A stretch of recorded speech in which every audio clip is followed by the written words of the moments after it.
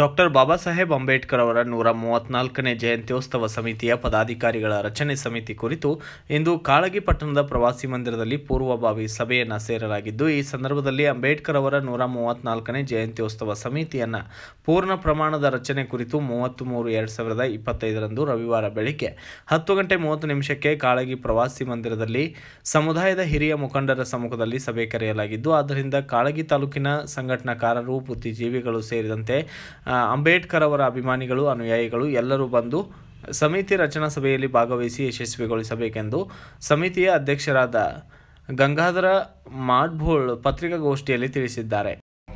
ಇವತ್ತು ಈ ಒಂದು ಪತ್ರಿಕಾಗೋಷ್ಠಿಗಳ ಉದ್ದೇಶ ಏನಪ್ಪ ಅಂತಂದರೆ, ಪರಮ ಪೂಜ್ಯ ಬೋಧಿಸಲು ಡಾಕ್ಟರ್ ಬಾಬಾ ಸಾಹೇಬ್ ಅಂಬೇಡ್ಕರ್ ಅವರ 134ನೇ ಜಯಂತ್ಯೋತ್ಸವ ಸಮಿತಿ ಕಾಳಗಿ ವತಿಯಿಂದ ನಾಳೆ ದಿನ 29ನೇ ತಾರೀಕು ಪದಾಧಿಕಾರಿಗಳ ರಚನಾ ಸಭೆಯನ್ನು ಕರೆಯಲಾಗಿದೆ.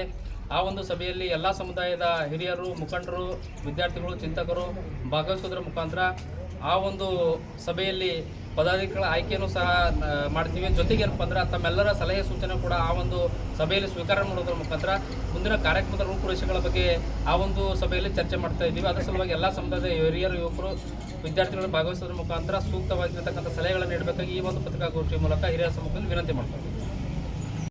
ಈ ಸಂದರ್ಭದಲ್ಲಿ ಕಲ್ಯಾಣರಾವ್ ಡೋನೂರ್, ಶಂಕರ್ ಹೇರೂರ್ ಸೇರಿದಂತೆ ಕದಲಪ್ಪ ಅಂಕನ್, ಮಲ್ಲಿಕಾರ್ಜುನ ಗಂವಾರ್ ಸೇರಿದಂತೆ ಇತರರು ಭಾಗಿಯಾಗಿದ್ದರು. Bureau report Hanumantha Kudahalli, BV5 news Kannada, Kalagi.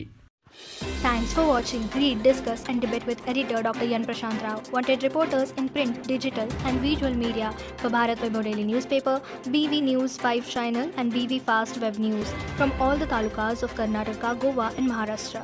If interested, send your resume to 9019229369.